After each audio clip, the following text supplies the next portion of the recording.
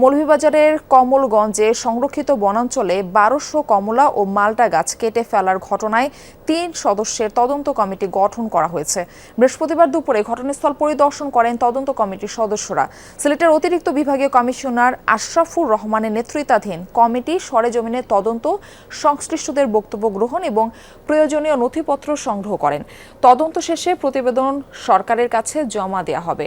গত ১৬ জুলাই রাজকান্দি বন রেঞ্জের আদমপুর বিটের কালিঞ্জি এলাকায় সরকারি জমি উচ্ছেদ অভিযানে যায় বন বিভাগ।